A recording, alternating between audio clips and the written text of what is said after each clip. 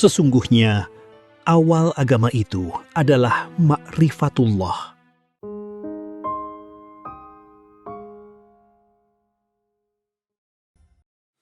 Malam ini kita bicarakan tentang ilmu yang mapan. Ilmu yang mapan. Begini, sebetulnya kasus ini udah lama dibahas dalam ilmu keagamaan, ilmu Islam ya. Ini hadisnya sangat tenar sekali. Mungkin semua orang juga hafal. Yang pernah sekolah madrasah, ibtidaiyah sana pasti hafal. Hadisnya idza mata ibnu Adam in qata'a, hafal bukan kok? Amaluhu illa min salatin, sadaqatin wa ilmin yunabihi wa waladin salihnya adalah. Mendefinisikannya itu nggak tahu. Sampai sekarang masih banyak orang yang hafal hadisnya tapi nggak paham. Ya kenapa? Karena persepsinya beda. Orang punya anak 3, yang satu jadi dokter, yang satu jadi insinyur, yang satu ahli kimia. Nangis, saya kepengen dapat anak yang soleh. Jadi kamu punya anak jadi dokter nggak soleh gitu.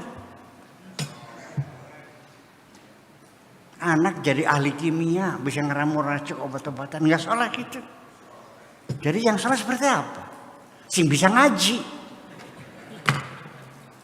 sing bisa ceramah, yang bisa jadi imam masjid, yang bisa memimpin itu dalam pikirannya. Betul nggak? Ilmun yuntafa'u bihi, ilmu yang bermanfaat, juga persepsinya beda. Iya, yang ilmu itu ilmu yang bisa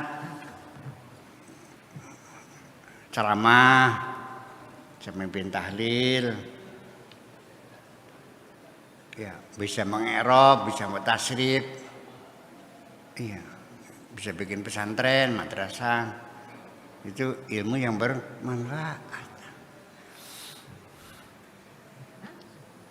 Jadi punya anak jadi dokter, dia ngobatin orang setiap hari, meringankan penderitaan orang lain, iya. Terus bermanfaat nggak ilmunya? Bermanfaat. Jadi standar bermanfaatnya seperti apa? Ya itulah saya juga nggak ngerti. Ya ini ilmu yang dangkal semacam ini nggak paham. Sudah itu merengkel lagi kadang-kadang, ngerasa dirinya seperti ahli di bidang agama. Orang dianggapnya kecil semuanya, dihina sama kafir, goblok segala macam. Ternyata pemahamannya sangat dangkal sekali. Kalau Anda nggak usah yang tinggi-tinggi ilmu fisika, ilmu kimia lah, bisa bikin geblog. Ngerti geblog? Campur ya di kelapa gitu. Rasanya bikin orang tergila-gila. Jangan menghina orang dagang geblog ya. Kalau satu hari 10 terongton kaya enggak? Nah nih, dagang geblog sehari 10 terongton kaya enggak? Kaya, Bu. Iya. Lalu dia didik anak-anak perempuan di kampungnya, 50 orang dilatih bikin geblog sehingga mereka bisa usaha, bisa makan. Manfaat enggak? Terus gimana maksudnya?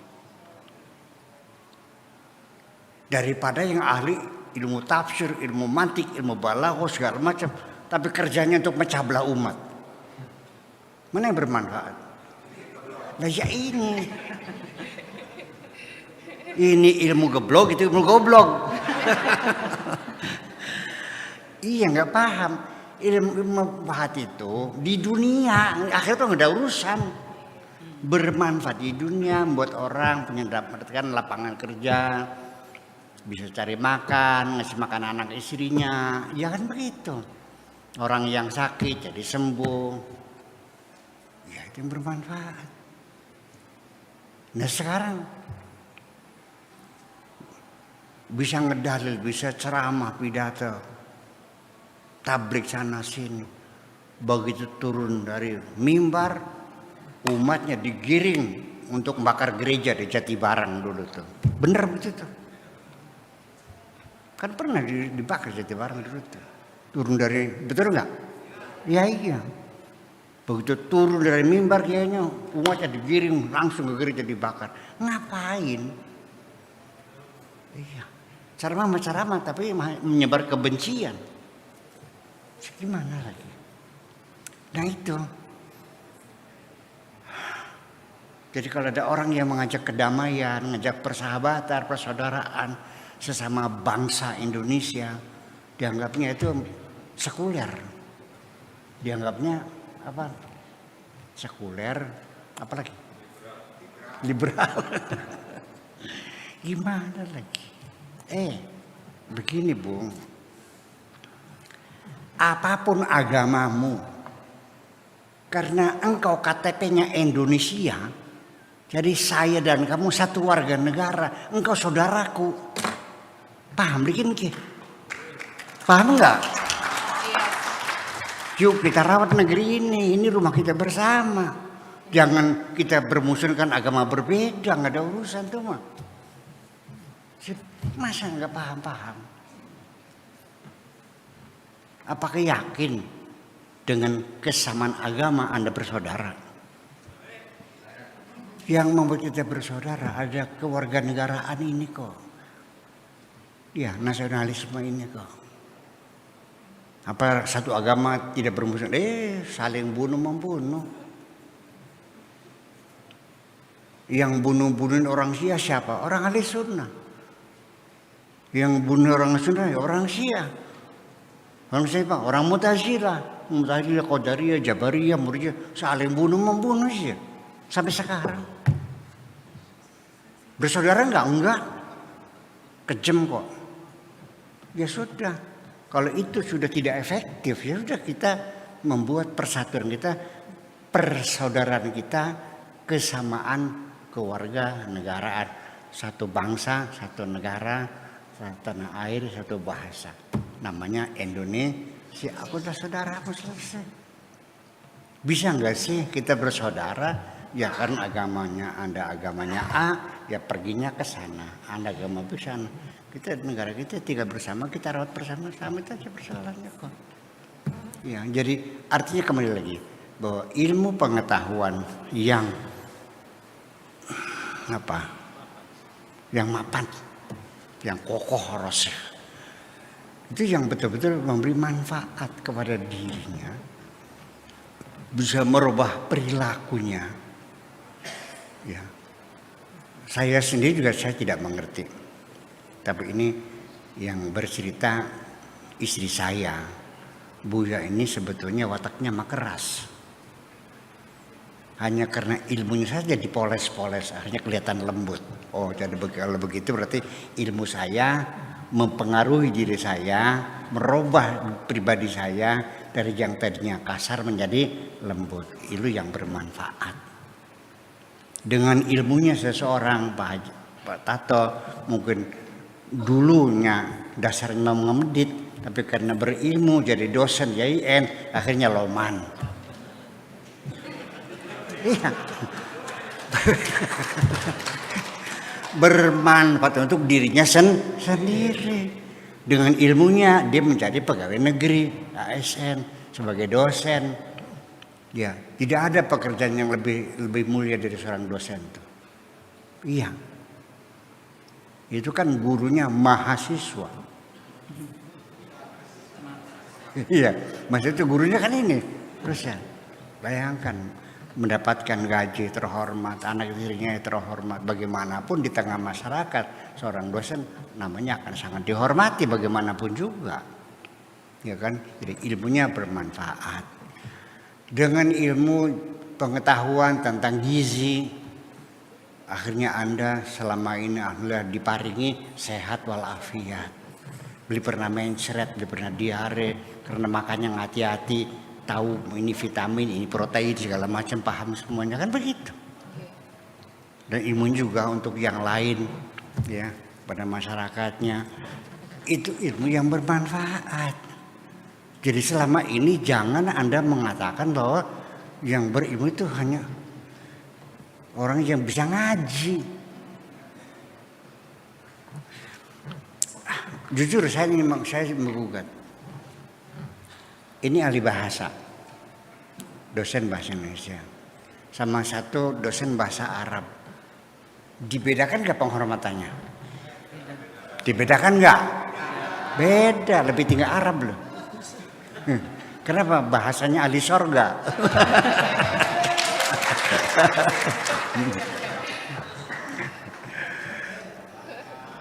Andaikan saya masuk sorga, saya akan bercakap-cakap dengan bidadari-bidadari dengan bahasa Indonesia kok. Iya, karena saya lebih mencintai bahasa Indonesia. Kan seperti persoalannya. Ya, jadi artinya kita kembali lagi. Mungkin salah persepsi dari awal kita nih. Karena dulu kita belajar agama melalui proses indoktrinasi. Ya kan? Dengan dressur, dengan indoktrinasi, bukan dengan mengembangkan daya menalar. Kita dari kecil juga apa sih pelajaran agama yang saya dapatkan? Langsung lewat hafal-hafalan kok.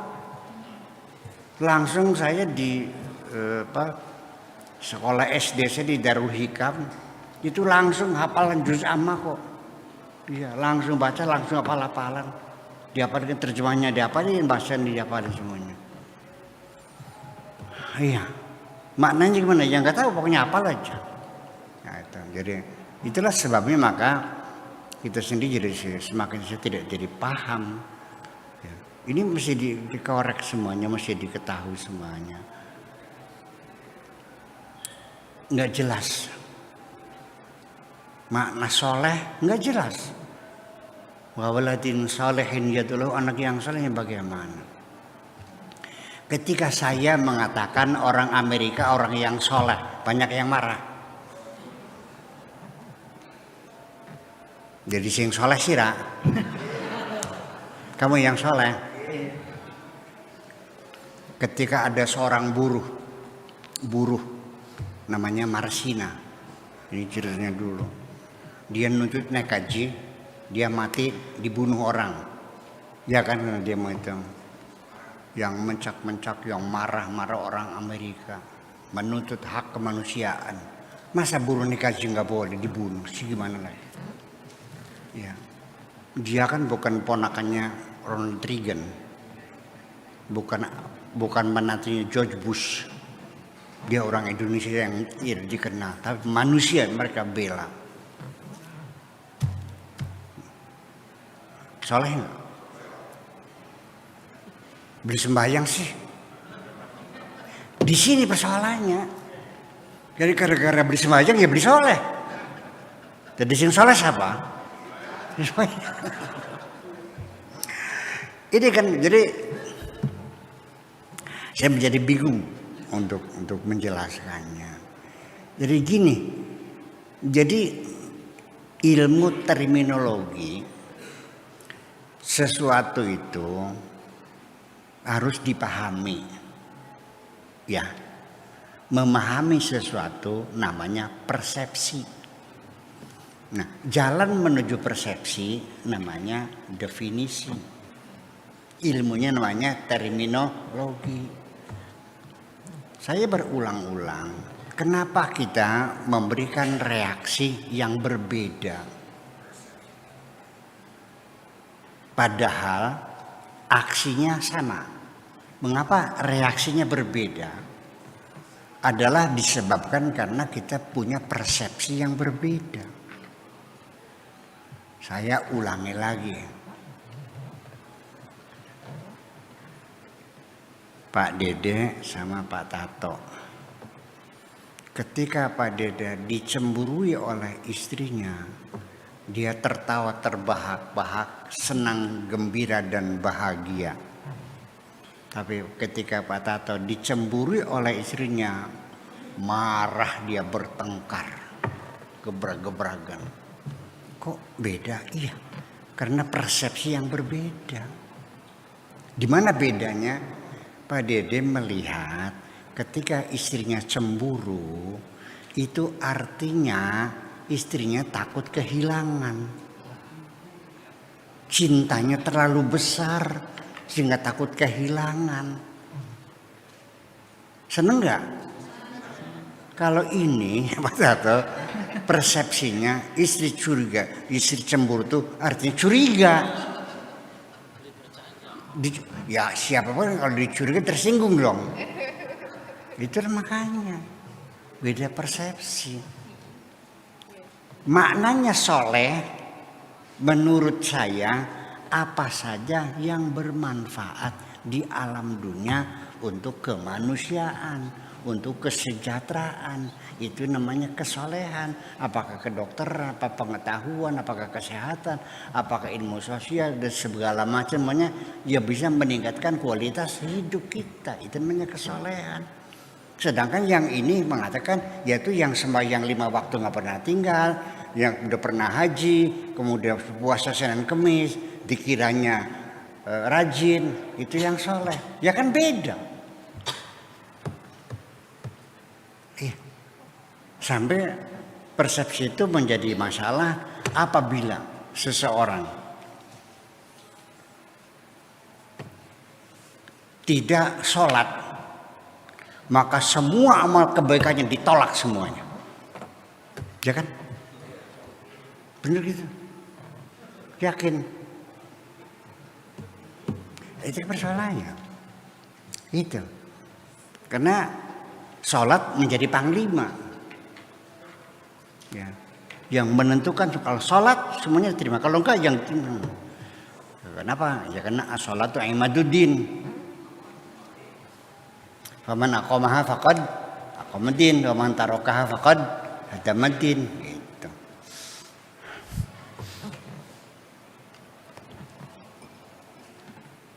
Saya jelasin. As-sholatu imaduddin. Sholat itu tiang agama. Ini tiang nih. Faman aqamaha, barang siapa yang menegakkan tiang, cek, tuh, udah. Faqad aqamaddin, berarti agamanya tegak. Wa man tarakaha, barang siapa meninggalkan tiang, hadamaddin, jatuh nggak pokoknya. Jadi mendirikan agama itu gampang tak sulit? Gampang, bukan bikin tiang, menegakkan tiang. Ya gampang. Meninggalkannya iya, nggak ada yang sulit kok sebetulnya. Yang sulit itu adalah apa yang kau lakukan ada kemanfaatannya tidak. Ternyata juga untuk dirimu tidak bermanfaat selama ini. Sholatnya rajin berjamaah tapi bertengkarnya juga rajin. Naik haji tiap tahun, anak yatim dibiarkan terlantar, bener begitu tuh. Sholatnya rajin tapi tidak pernah baca buku, kamu nganggur bertahun-tahun. Nggak baca buku, nggak majalah, nggak koran. Warta berita juga dimatiin kok.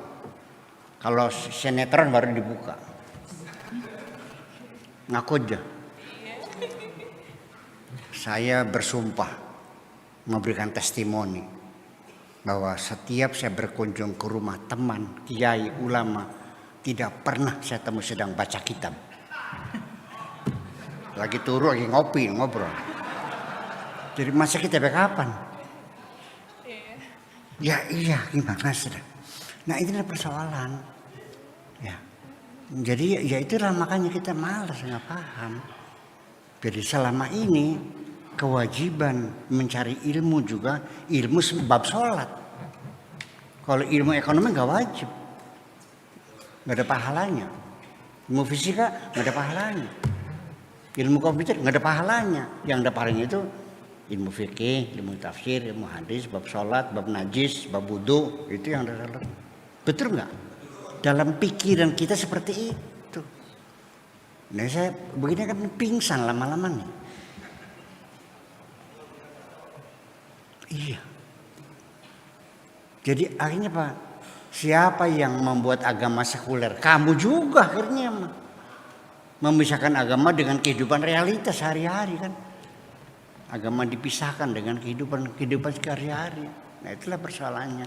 Jadi kesimpulan terakhirnya ilmu yang mapan tuh ilmu yang bisa memberikan kemanfaatan kepada diri sendiri atau kepada masyarakat sekitarnya yang sifatnya bisa meningkatkan kualitas hidup, terutama adalah ilmu-ilmu pengetahuan yang sifatnya eksak ya, yang bisa membuktikan bahwa alam semesta ini berdasarkan ketetapan undang-undang alam yang dibuat oleh Allah dan berlaku abadi, dan akhirnya meyakini bahwa di balik alam semesta ada Tuhan yang Maha Esa. Terima kasih.